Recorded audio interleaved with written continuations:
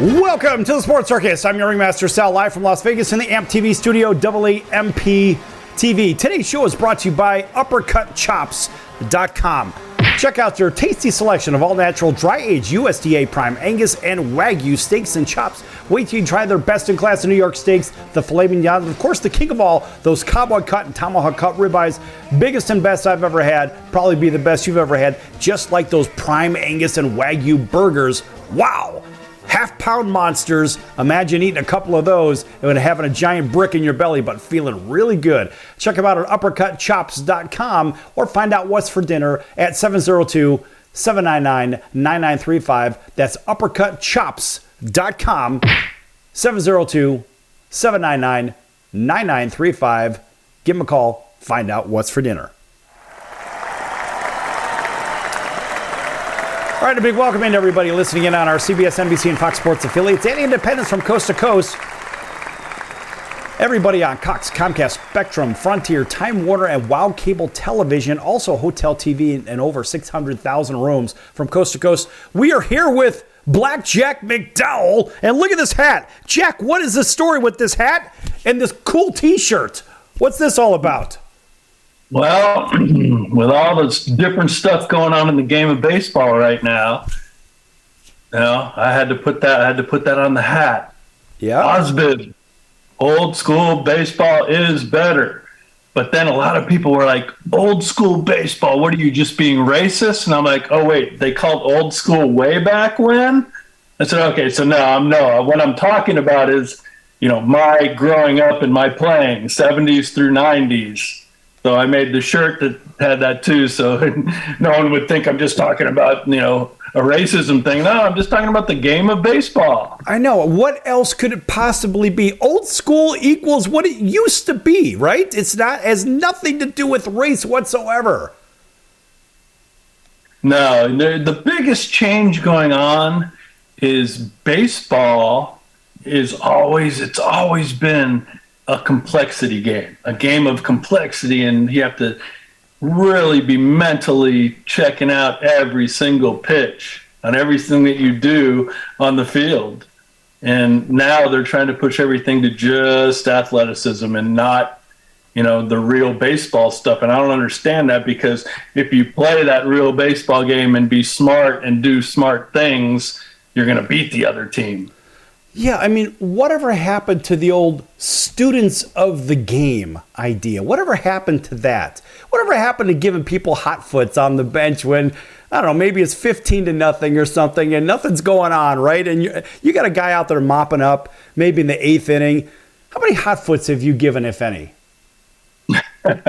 Well, who knows? Right. Well, you know, we think about that, right? Or the bubble gum on the hat. Geez, of course, I've fallen victim to that one a few times.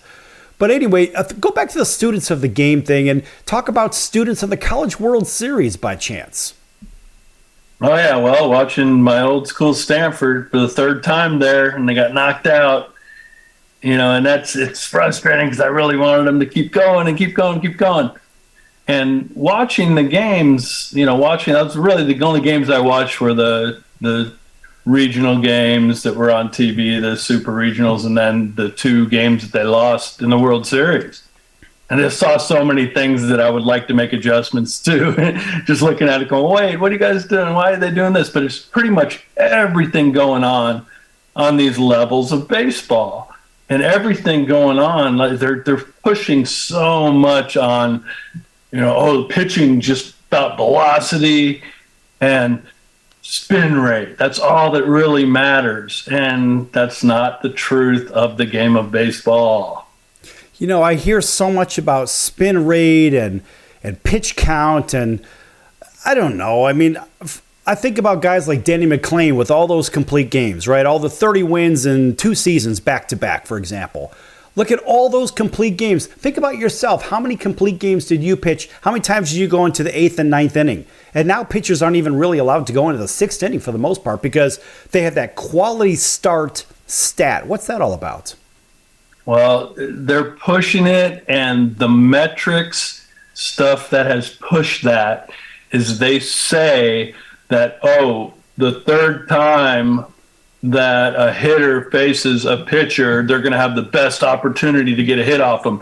So we're going to take the guys out before that. That's not the truth, though. That's not the reality. Sometimes that's going to happen. Sometimes it's not. This baseball is about the end result and how good guys are pitching. I mean, back in our day, it was, you started pitching and they would say, we have to get after this guy right away, because once he gets his mechanics and gets throwing better and better and better as he moves on through the game, he's going to be tougher and tougher to hit. That was what was always said. Well, wait a minute. Does that have nothing to do with nothing? No, it just happens how it happens. Check. Some games you throw good, some games you don't. Think about this. Okay, when you and I were a lot younger, and let's say we were in high school ball, whatever, right? So you had how many pitches, right? And then as you take the next step up, you had how many pitches you were bringing to the table. Today, it seems like a starting pitcher has 3 pitches. Maybe back when we were younger, maybe we had 4. I mean, 4 that we had some reasonably good command on. And now, of course, you've got a closer. In some cases, all they have is 1 pitch. And think about this. What are the odds of dialing in on that 1, possibly 2 pitches? Well, at 2 pitches, we know they're going to throw it at least, I don't know, maybe a 60-40 or a 70-30 or something like that, right? So your chances of guessing right are a lot better, right or wrong? Yeah, it's being smart and trying to be smarter and adjust to, how did he just swing at that fastball away? He just took a curveball. That means he's not looking for a curveball. He's looking for a fastball. So I got a chance to beat him with a curveball or 2 curveballs later. It's stuff like that is smart. Right. That's what goes, and that's disappearing from the game of baseball. Now, all they care about is velocity. And the funny thing about velocity, I want to give you people out there listening up, this is reality. This is not opinion. Okay, the velocity they are doing now is a different measurement of how they did it in our time. In our time, it was as it crossed home plate, what was the measuring velocity, and now it's right out of your hand. They measure the velocity. Okay, but either way, let's do some math and metrics right now. Okay, here comes some McDowell metrics. You have a 10-mile-an-hour difference, 100 miles an hour versus 90 miles an hour. How much quicker is the ball getting to home plate?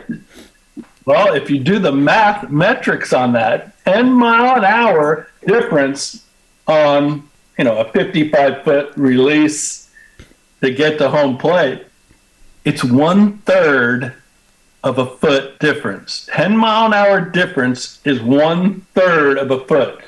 So the ball gets there this quicker 4 inches. than 100 miles an hour. So is that really important? Is it really important? And now a lot of the pitchers are just yanking their body to try to get that quicker right out of their hand. But guess what?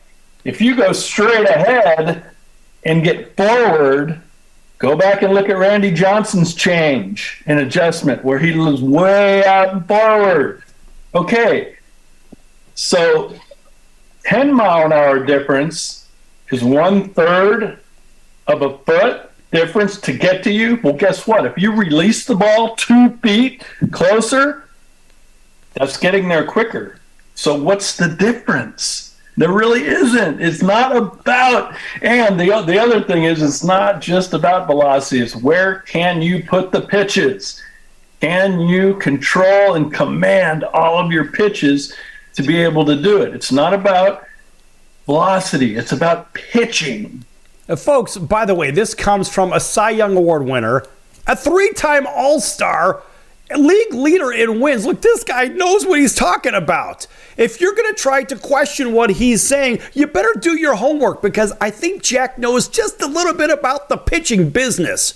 And Jack, another thing about this, we think about everyone overthrowing here in our last minute of the segment. People overthrowing, coming down in a position where they're not ready to field the ball. And yet, by the way, they can only throw maybe 2 pitches at best because they've got their get-me-over pitch, right? And then they're going to go ahead and experiment with some of this other stuff. The reality is the hitter knows how to dial in on what's coming, and chances are it could be dead red because maybe that's the only thing they could get over the plate. Right? And so what are they doing? They're just sitting there saying, all right, come on, bring that cheese, man. I'm going to take it right over the wall. And nowadays with that launch angle thing, which I want to talk about in the next segment, right? So a lot of those balls are leaving the yard on top of it. Well, yeah, but if you know what a launch angle swing is and the guy really has that all the time, that's easy to beat. Right. If you have a man, that is real easy to beat. Yeah, well, and that's a whole nother discussion. In fact, let's leave that for the next segment because let's face it, that uppercut swing is a whole different animal and everything else. And I see one guy in Major League Baseball that's really doing it, and he kind of reminds me of Tony Gwynn up there, and that's Luis Ariz. When we come back, I want to talk a little bit about Luis and his chances for 400 and that whole launch angle thing because I think Luis is probably the next guy that could possibly hit 400. This guy's had 3 5-for-5s already this season, and he's going to have more. Don't go anywhere. Last more to come here with Blackjack McDowell. Remember, this hat, this cool shirt, check them out at Stickman111 at yahoo.com. You can Stick Jack. It's Stick Jack. Sorry, Stickjack111 at yahoo.com to get this cool hat and shirt right here, folks. Don't go anywhere. Last more to come here on the Circus.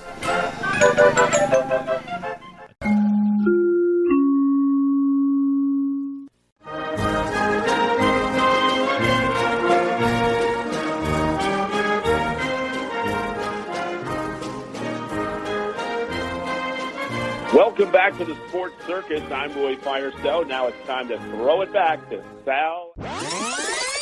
My favorite one had to do with the Green Bay Packers. And I love the fact that they dealt off Ty Montgomery because of a blown assignment. Green Bay isn't Green Bay unless they have a good running game. Then they can win 10 Super Bowls. The fact is, you don't have a running game. You've got 70% passing, and that's not where Aaron Rodgers needs to be. He needs to be in a position where he's got a running game to offset the passing game and so forth. I like the move. Green Bay didn't have a running game anyway, so all they're doing is saying, we're going to get rid of you because you don't follow instructions. Well, he made one of the most boneheaded plays I've ever seen. There's 2 minutes and 5 seconds on the clock. They traded him on Tuesday. They should have cut him on Sunday night. He shouldn't have been on the plane back to Green Bay. Right, they should have made him walk back to Green Bay. No, it was a terrible play. Now, he's not a stupid guy. He went to Stanford. He's not a dumb guy. He's not a dumb guy, but he doesn't follow instructions. He made a terrible play. The fact is he didn't follow instructions. And you say he's not a dumb guy. His own agenda he put ahead of his team. I agree. Thus, he is a dumb guy. Right or wrong? Wrong. He just got selfish. You're not going to convince me that a guy from Stanford's a dum-dum. No!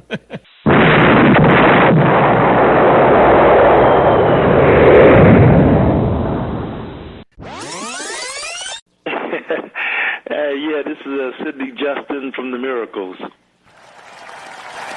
So you heard yesterday's show at Roy Firestone. Didn't you hear a little clip about him going into the office where Smokey was at? That was really good material, wasn't it? Yeah, that was really funny, man. Yeah, and then you heard him. I thought it was hilarious.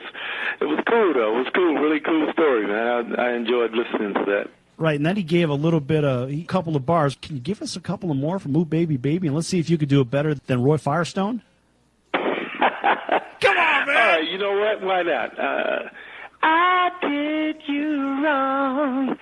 My heart went out to play, but in the game I lost you. What a price to pay. Hey, I'm crying. Ooh, baby, baby. How's that, man? That's Is that okay? Is that good enough? That's incredible. That's fantastic. You know why? Because that's what you do. You're in the incredible business, Sid. That's awesome. Yes! Only on the Sports Circus. You're going to get sports. You get music. You're listening to the Sports Circus, and I'm Mike Golick.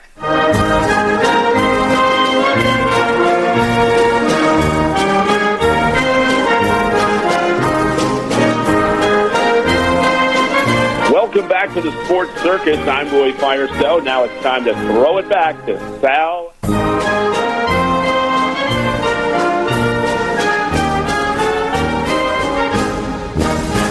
Welcome back to the Sports Circus. I'm your Ringmaster Sal, live from Las Vegas in the AMP TV studio. It stands for All Ages Media Programming Television. Folks, this segment is brought to you in part by this wonderful hat and shirt. And here to tell you all about it is Black Jack McDowell. Jack, what's the story with this hat and this shirt? Tell everybody about it and where they can find them. Well, it's the Osbib. Old school baseball is better. That's just... Old school is just my time. That sounds old school. I'm old enough to say I was old school even 30 years ago, something like that.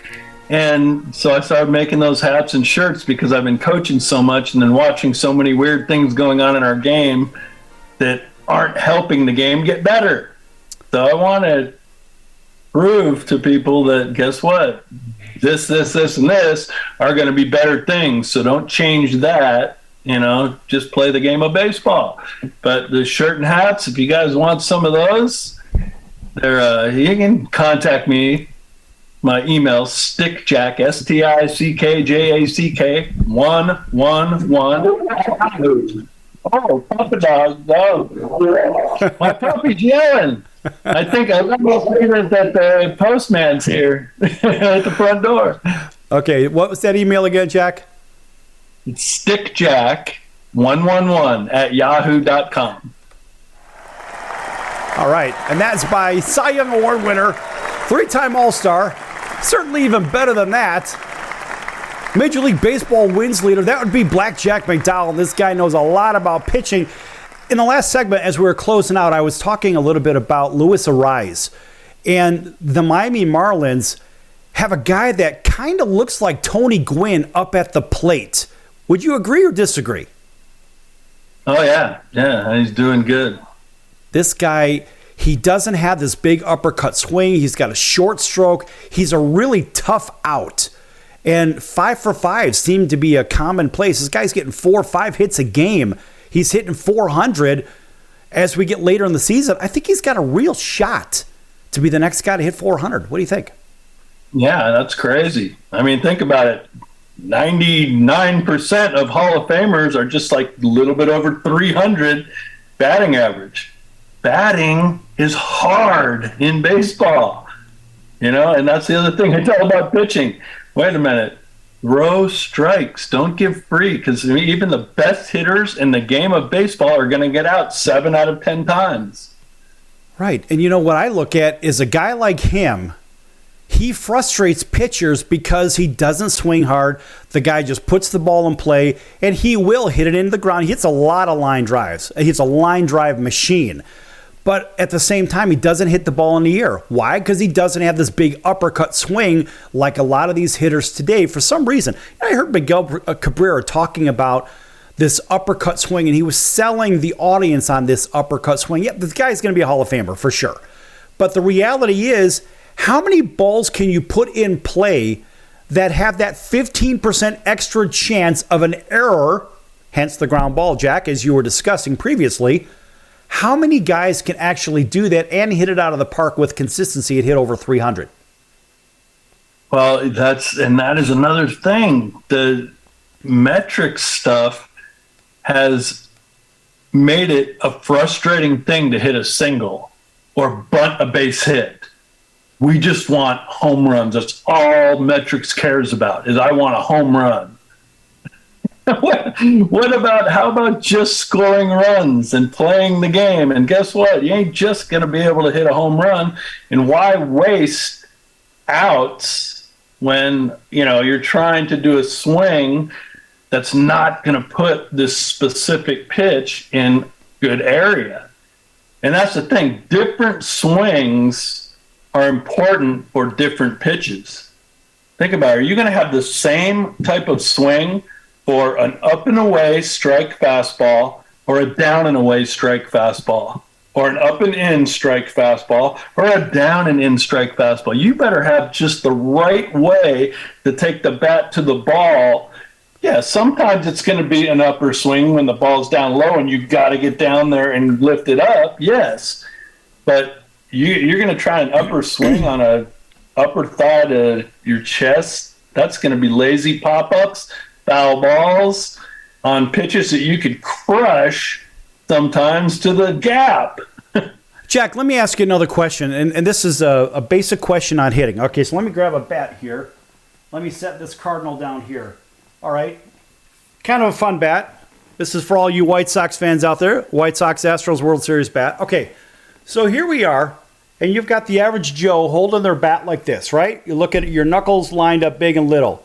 Now let's take this from a different angle. Now, in my limited pitching career versus yours, Jack, did you ever look at how the batter was holding that bat and to see if they were rotating their knuckles to big and big? Did you ever look at that?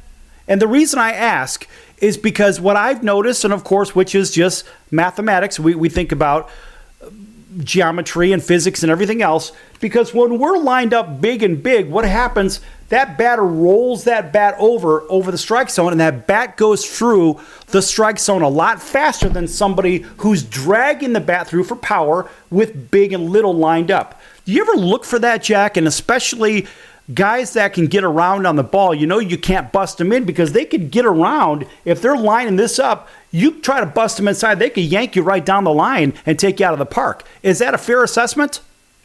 Well, yes, but also the fair assessment is the reality. Hey, you want to use metrics that are important. Yes. Does this guy hit inside pitches better, or is he hitting outside pitches better? They have that stuff. That shows you the importance. Oh, okay. Well, then what am I going to do? How am I going to pitch to this guy? Don't throw this pitch unless it's a trick pitch that I want to do. And so that is part of the game. The metrics part that's smart is the reality of the end results, not predetermining what's going to happen. Just giving you, this guy sort of does this and this, and they do that with pitchers. Well, the pitcher's, in a 1-1 count, he's going to probably throw his changeup 80% of the time, so be looking for it. The whole thing is just trying to get a feel for how they're going at you. Same way from a hitter to a pitcher, from a pitcher to a hitter. How you threw a ball, felt high, up and away, and he fouled it off. He didn't get to it. You beat him that way. Well, guess what? That isn't the pitch he's sitting on that he really wanted to crush. So now you know that, okay, I can get that later on and maybe get him out. That's the certain things that you got to remember. Jack, when I think about power hitters, so we have another baseball guy that comes onto our show. His name's Darrell Evans. You probably know Darrell Evans, right? Great friend of mine and great friend of the show. And Darrell would almost get upset when a power hitter hits away from a shift. Remember when they had the shift, right? He would get mad. He's like, no, let it loose and try to hit a home run every time. Because he had 414 home runs. Well, let's face it, not everybody can hit 400 plus home runs, whatever. But I believe that you should take a base when you could take a base. Make it a team game. Don't try to hit home runs all the time. And just do what you're supposed to do. At I guess, the new Comiskey Park, think of the old Comiskey Park, right? They had that fundamentals deck. And you know what we lost in baseball? Fundamental baseball. Where'd it go? I don't know. I'm not sure. The funny thing, okay, let's do another metrics. Okay, how many home runs per at bat does the top home run hitter get? Let's see. Okay. So Judge had 60 last year or something like that. He's hitting, one out of every 11 at bats or something like that? 10 or 11? Okay. And then... Yeah, but how many strikeouts do we have? Well, that's the whole thing. And if you're a good hitter, you're going to get a base hit 3 out of 10. So it just depends on situational. You're leading off the inning, or you're up by a couple runs, you're down by 2 runs, or what? You got to get guys on base. Well, guess what? Just try to put the ball in play correctly. Get a guy on third, less than 2 outs. Just put the ball in play. You don't need a home run. Just put it in play. A ground ball will work. Hard ground ball will work. A swinging bunt would work. Yeah, a lot of people seem to forget the idea that, look, your job is to move runners over, especially late in the game when that tying run is maybe on, or you're down by a couple and you got a guy in first. What are you going to do? You're going to hit a double play or some crap like that? You can try to pull an outside pitch and end up beating it into the ground and having turn a 6-4-3? No, move the runners over, get guys in, get yourself closer. Yeah, so maybe by chance if somebody hits the ball at the right everything, maybe that game-tying home run could happen, but you don't have to swing for the fences. Do your job, move the runners over like you're supposed to, and baseball is a lot more fundamentally sound at that point. Well, yeah. All right, take 30 seconds to talk about that. Let's go to break. Well, the thing about hitting a home run is, do you hit every single pitch in every single area you can hit a home run? Or do you just know, okay, if this pitch is right here, I got a chance to crush this one? That is the reality. So wait till you see that pitch. Right. And how many people are just looking for one pitch? And, oh, by the way, maybe you've got the tying run is on deck, and you better do something to get yourself on base so you give your team a chance to maybe tie that game and take it a little bit further. Back here with Blackjack McDowell. Remember, stickjack111 at yahoo.com for this cool hat and this cool shirt right here. Old school baseball is better. 70s through 90s with a USA flag on it. Folks, don't go anywhere. Last more to come here at the Sports Circus. Back in a few minutes.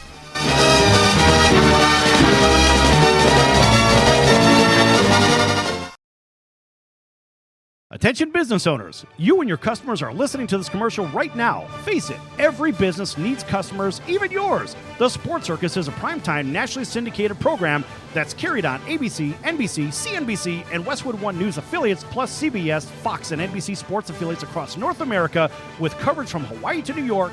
Also, the Sports Circus is available to the 180 million subscribers on iHeartRadio, and the Sports Circus gets about 4 million website visitors per month, which could click through your website and bring sales. The Sports Circus provides great content featuring celebrity guests from sports and entertainment to our audience every weekday, which your company could greatly benefit from by increasing your visibility, foot traffic, eyeballs to your website, and calls from potential customers. Call us right now at 702-799-9935. Again, 702-799-9935. Or email us at info@thesportscircus.com. That's info@thesportscircus.com. Drive your sales today by advertising with the Sports Circus. Are you a small business owner or pursuing the dream of starting your own company? Do you know where to start or how to grow that existing business? The American Business Trust Company has the answers you need. The American Business Trust Company can help you start up with capital, business strategy, sales, and marketing, and establish your company with a physical location or an online presence on the internet. You decide. You bring the idea. Then American Business Trust can help with the rest. For a free evaluation, visit them online at abtrustco.com. That's abtrustco.com. Or call them at 657-600-1876. That's American Business Trust Company. 657-600-1876. Call them today. They'll help your business right away. That's American Business Trust Company. Online at abtrustco.com. American Business Trust Company.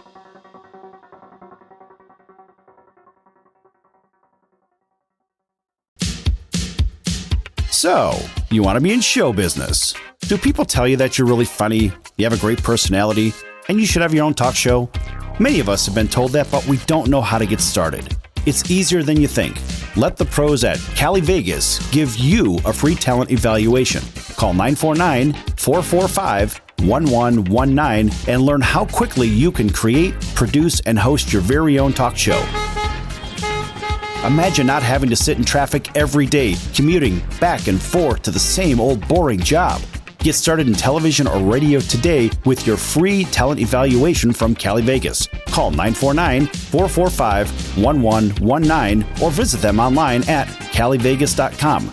Make your dream come true today and create your new career and learn how to become a television or radio star with the help of Cali Vegas. 949-445-1119. Call now.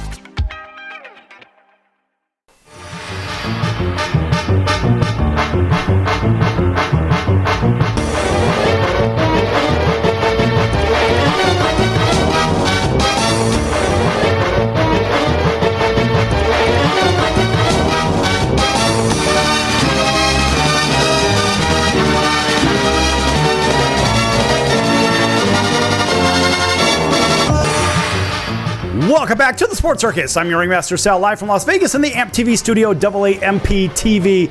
Folks, make sure you check out thesportscircus.com for our upcoming guests, our prior guests, our recorded shows, which are podcasts, which can be found on your favorite podcast platform. Also on YouTube, on Facebook, on Instagram. They're everywhere. You can't get away from us. Also, remember, you can also watch this show on Cox, Comcast, Spectrum, Frontier, Time Warner, WOW Cable TV affiliates in select markets, and Hotel TV in over 600,000 rooms from coast to coast. And you can learn all about these amazing products, just like this one right here. We've got to give Blackjack McDowell a chance to talk about his old school baseball is better. And Jack, here we are again talking about it. You know why? Because we can. What's this all about? Well, it's all about that there's been so many changes to the approach of the game of baseball. And yeah, I've been coaching it and helping kids and coaching at every level.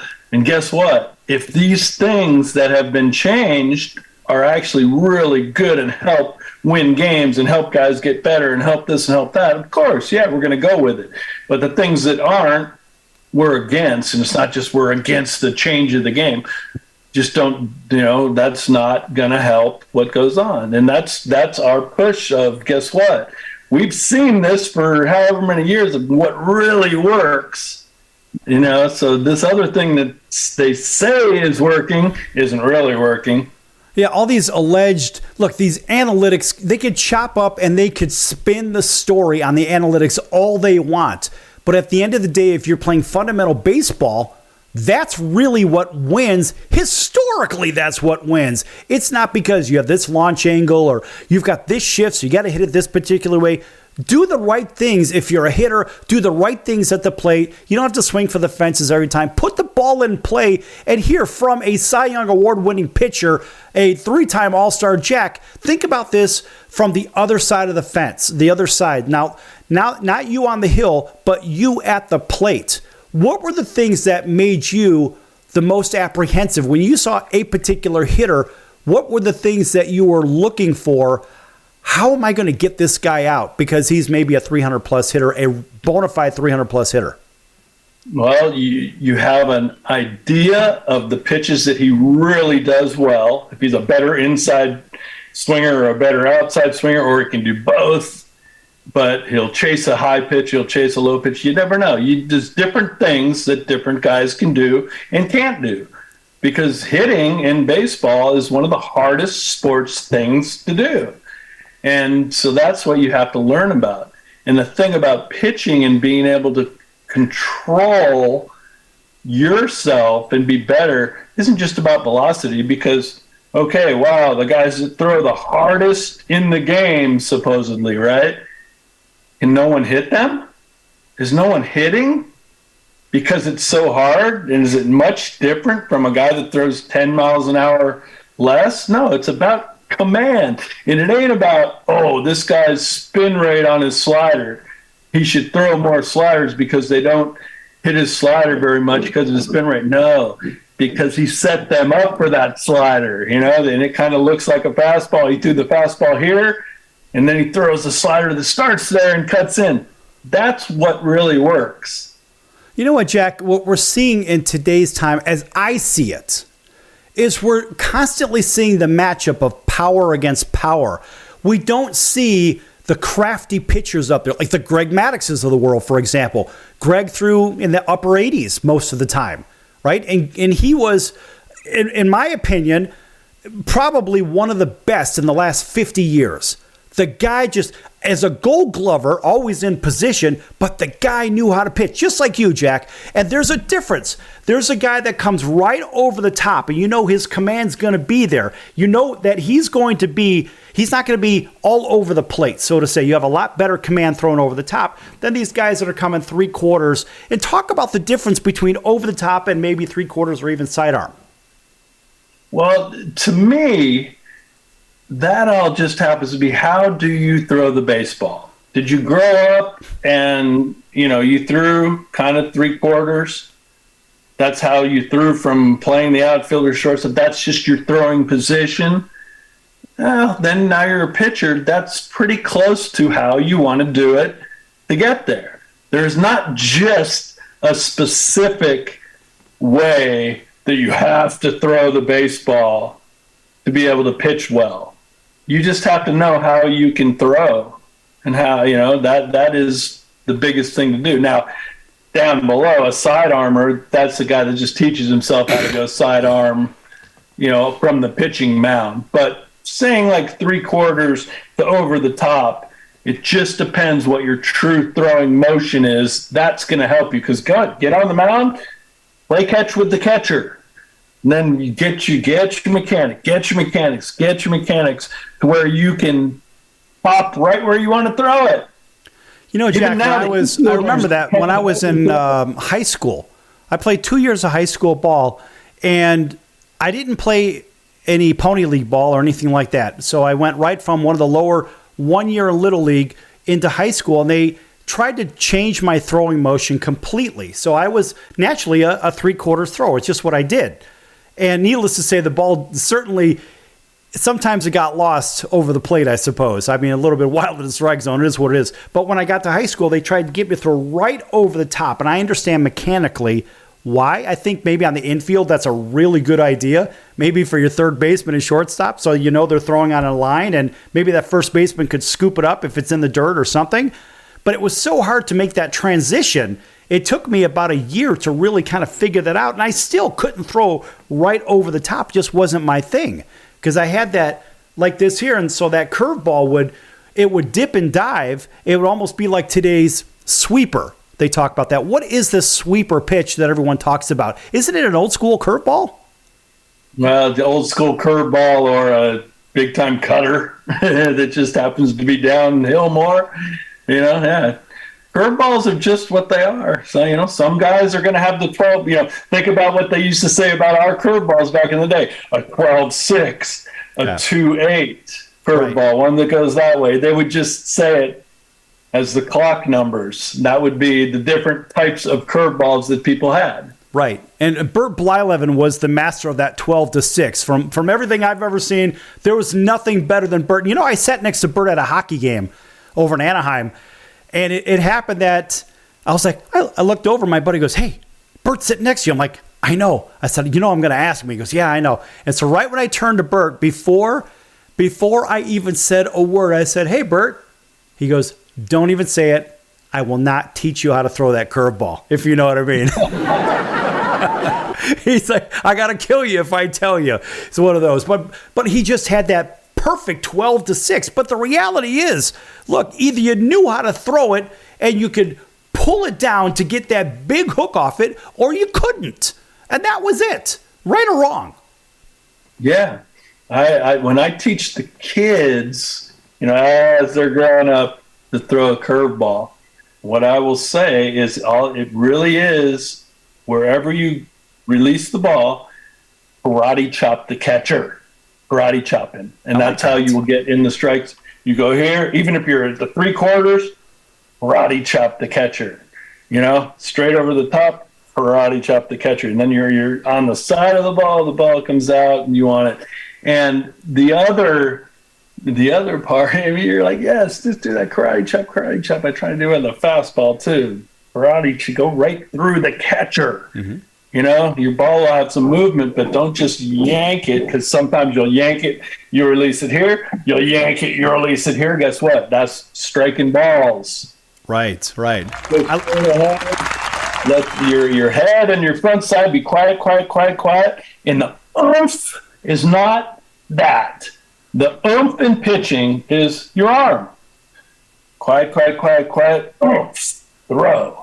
I love the karate. I've never heard the karate chop analogy, and of course, that's great stuff. Now, Jack, you're also an instructor. You give private instruction for baseball, correct? Yeah. Take 1 minute and talk about that real quick for the audience. Oh yeah, we have a batting cage and a mound here at our house, and anyone that wants to come out and hit. I told our 10-year-olds little league, they just had their postseason party. I told any of the kids, "Hey, you guys want to come this summer and hit and pitch anytime? Let's do it. Come on out." And we'll also play pepper in the front yard. That's great. So if for everybody that doesn't know what pepper is, remember there was always those no pepper at the big league parks, right? And all that is, folks, I mean, look, you've got a few guys that are waiting to catch a ball. You got a guy with a bat, somebody throws them the ball, you got to hit the ball, and if somebody catches it on a fly, it's their turn to bat, etc. But they stopped playing that years ago in Major League parks. And as I understand it, Jack, it's the netting that was actually behind home plate was really installed because of pepper and not because of the games. What do you think?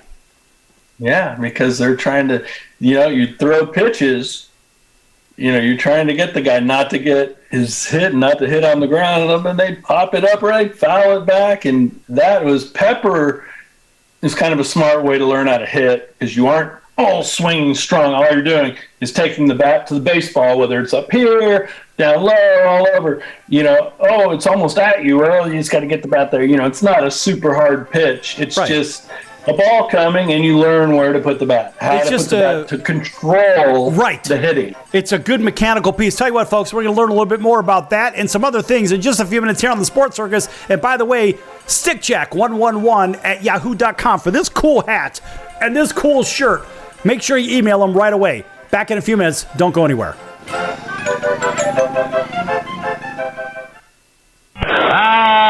Can't beat fun at the old ballpark, friends. High pop fly. That would be a home run in a phone booth. I don't know what the big deal about Cracker Jack is. Did you ever go and buy a pack of Cracker Jack thinking you'd get a prize and find no prize in the box? Here's the pitch. That might not sound important to some people, but when you're a little kid, especially from humble origin, and they cheat you out of a prize, there's a bouncing ball. Second baseman has a Barbary over to first. It's hard to think in laudatory terms of the product. I think if there was an occasional box of Cracker Jacks that found no prizes for the little Harry Carey many years ago. You got that right. And boy, when a box of Cracker Jack to me meant a lot of money. Here's a pitch, bounce foul. That's the most asinine marketing I've ever heard of. 1 ball, 1 strike. These guys say, well, you sing about Cracker Jack. I said that I only sing it because it's in the song. Here's a pitch foul back. And I wouldn't be a bit surprised, even to this day, some youngsters who buy a box of Cracker Jack don't find a prize in the box. 1 ball, 2 strikes, 2 out.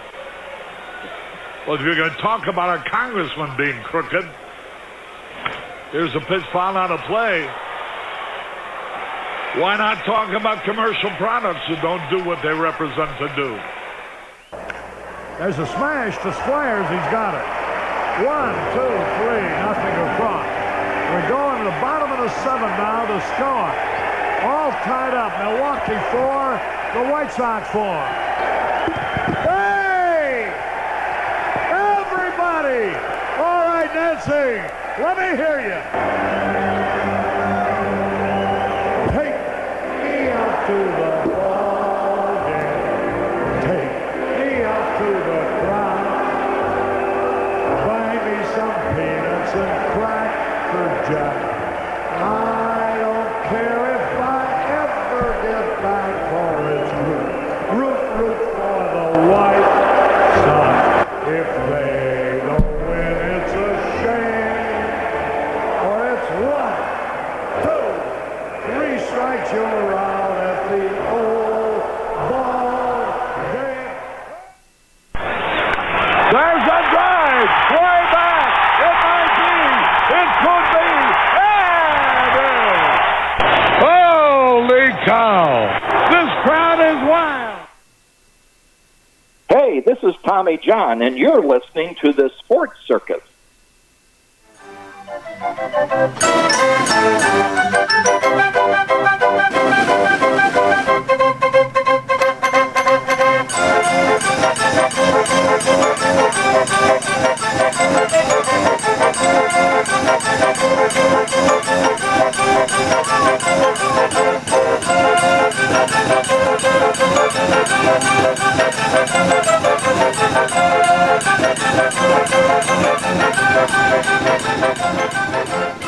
Welcome back to the Sports Circus. I'm your Ringmaster Sal, live from Las Vegas in the AMP TV studio, AAMP TV. Folks, make sure to check out thesportscircus.com for upcoming guests, our prior guests, or recorded shows, which I mentioned before, which are podcasts on all platforms, as well as check out our partners. One of those partners is the College of Southern Nevada Athletics, csncoyotes.com for upcoming games and events. That's csncoyotes.com for the College of Southern Nevada Athletics.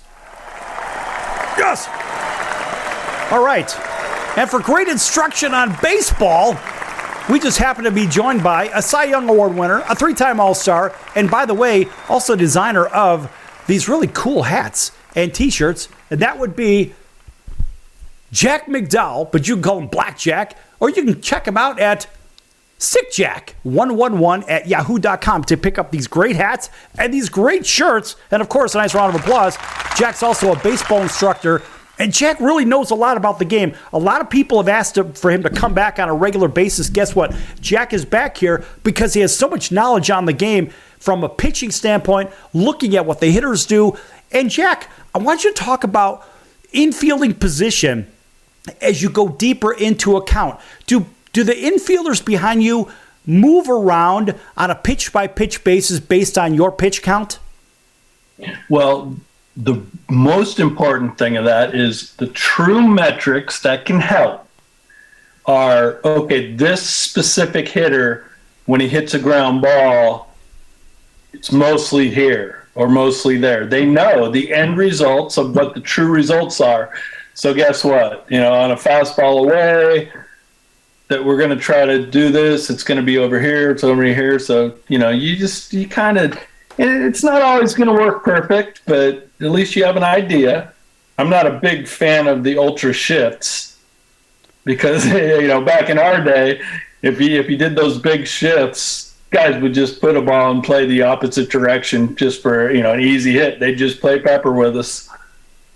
So, Jack, talk more about the shift and how it has some success and how the game was designed to not necessarily have a shift, although they did it back in the old days. Well, the shift is about how a guy hits the ball.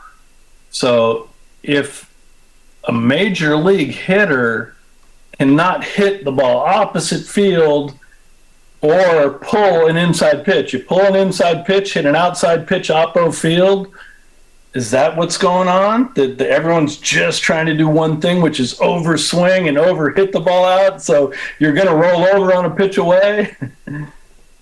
Well, Jack, as I see it, a lot of players, when they move around, when they move their, let's put it this way, let's say as they get deeper into a count, right?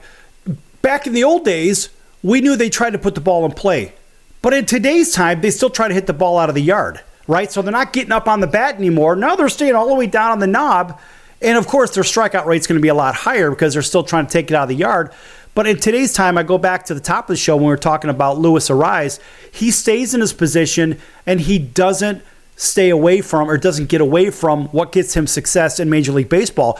And we're seeing the success rate for hitters as they go deeper into account get a lot less. And nowadays it's getting a lot worse. What do you have to say about that?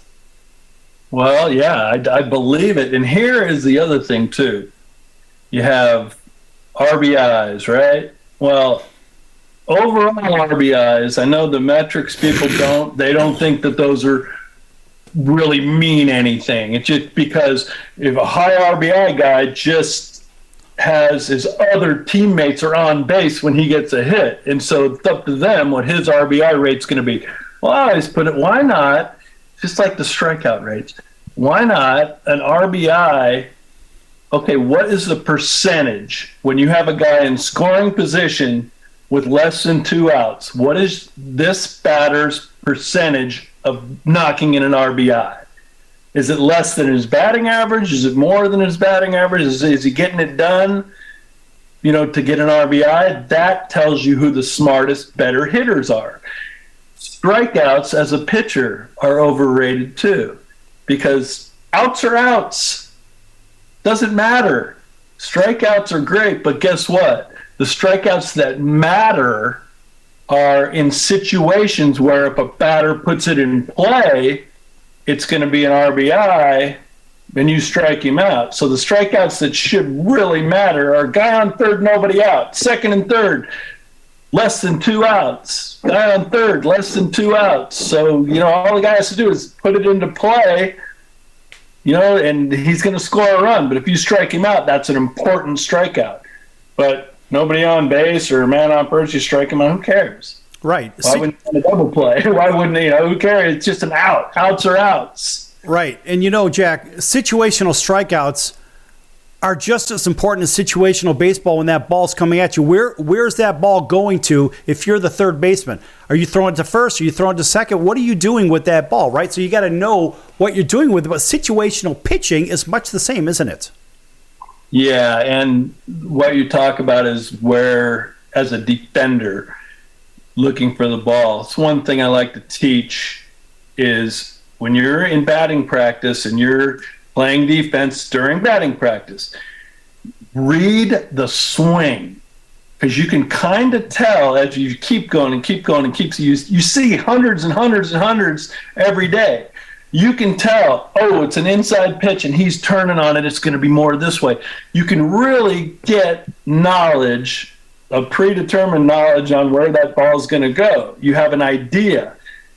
Pay attention, and wherever the swing is, move in that direction at every position. If you're in right field and it's an inside pitch and you see him swing, move to that gap, because guess what? If he happens to get down and inside it and pops it up over that way, that's a direction. So everybody can do that during batting practice. Work to check that out. And watch the swing, because you can see. I've been in baseball so long, I got out there in BP, and I can tell where the ball's going to go just because it's been in my eye and in my brain for so long. Right. Jack, take 1 minute and talk more about why practice is important and why we don't see teams practicing anymore for the most part.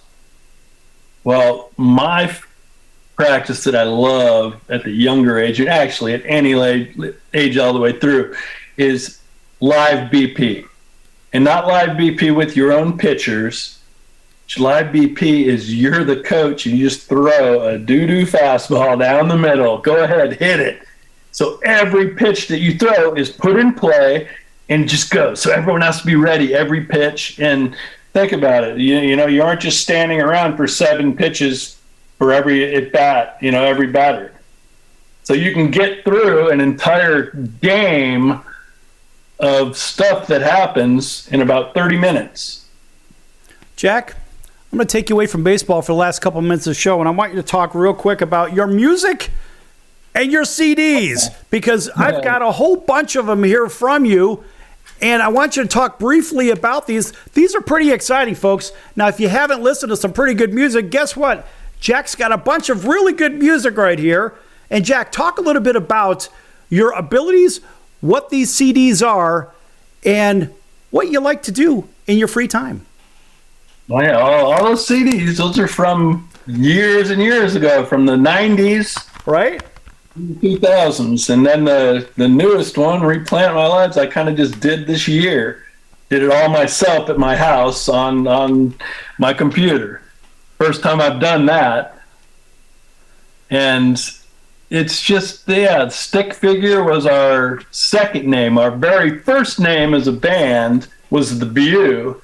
And then we changed it to Stick Figure. Right. That's what they called me in high school. I like that car you're driving. You're a stick figure because, go look at my rookie card. Right. 6'5", 178 pounds. And so I was just a skinny rat. Right. So they called me Stick Figure, Stick Man. So I'm like, okay, I'm Stick Figure. So I made that logo. I love making logos and stuff like that, and I love doing songs. Yeah, here's a good one right there. Yeah, that's my original Stick Figure. That's the very first Stick Figure album. What? Okay, so talk about that image real quick. Yeah, that was just, they said, yeah, I'm going to come up with a Stick Figure image. And that was just, okay, that's just me sitting there. Yeah. Right. These are cool, folks. And by the way, if you want to hear some pretty good music, check these out. And Jack, people can get those at stickjack111 at yahoo.com, right? Yeah, I do them and sign them for them. And if they want to buy a CD, I can sign that and sign a baseball card for them too. Talk about the music real quick. Take a minute and talk about the type of music that you play. Well, it's rock and roll, basically. No, not so. It's pretty much, I guess it's just the normal rock and roll, and kind of continues a little bit towards that. There's some music, definitely some songs in there you can dance to too. Right. So it's a little bit of both. I see that guitar up on the wall. What do you got hanging up there? Well, we got the guitar, one guitar here, another couple guitars on the other side. Yeah, I see Chief Wahoo on it too. Boy, too bad we lost Chief Wahoo. Yeah, this was I got this. They gave it to me. The Gibson guitar people gave this to me when I was with the Cleveland Indians the first year. Because if you go back and look at history, that is when they started the Rock and Roll Hall of Fame in Cleveland. And they knew that I was a rock person, rock and roll person. You were about to say a rock star, weren't you? Like, hey, will you help promote our new Hall of Fame here in Cleveland because you're a player? I was like, oh yeah, sure. What do you need me to do? Oh yeah, be on this, and do it, and we'll give you a guitar. And I was like, oh cool, that sounds good. Hey, you were about to say rock star, weren't you? Yeah, but I'm not a rock star because I was never with a big rock thing and you know how you get on radio mostly back in the day. It's a little different now, but how you got back on radio back in the day is they paid the radio station to play your song. That's right. That's the old payola model. Yeah, I never had that happen. So I didn't get a lot of, so a ton of people haven't even heard of any of my music. Well, Some people have heard of it, but not a lot. Listen, Jack, we're rushing up on the end of the show here, but here's what we're going to do. On our next time through this, we're going to play Jack's music on every break. We're going to get 4 songs that he wants. Actually, we'll get 3 songs that he wants because we take 3 breaks, and we're going to go ahead and play them all the way through. And Jack, it's guaranteed to be played on the radio no matter what because these shows are taken in their entirety and played on air. So, hey, how about that? There's no payola involved here. You're going to get all that play. Jack, thanks for joining us today. People listen to it and they go, wow, that's pretty cool. That's pretty cool. And, I haven't had the full band. We haven't been out on the road in a long time doing the sign, but I just want to keep being able to do music because the songs are fun. And, a lot of people, when they hear them, like, yeah, I really like this. This is cool. That's good stuff. All right, Jack McDowell, Black Jack McDowell, Cy Young Award winner, 3-time All-Star, and, of course, league leader in wins in Major League Baseball as well. He's going to be back with us another time, and we're out of time here on The Circus. Thanks for joining us today, and we'll see you next time in about 23 hours. Until then, so long, everyone.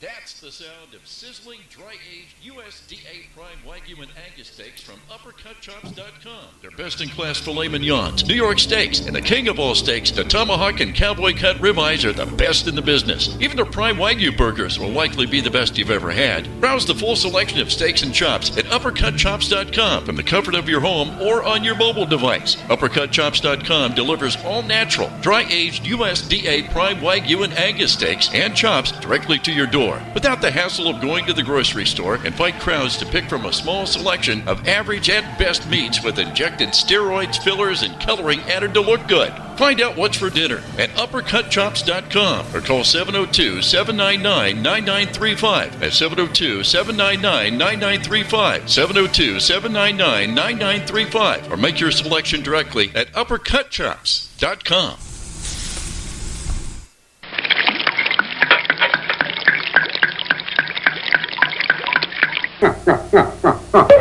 Quiet, numbskulls, I'm broadcasting.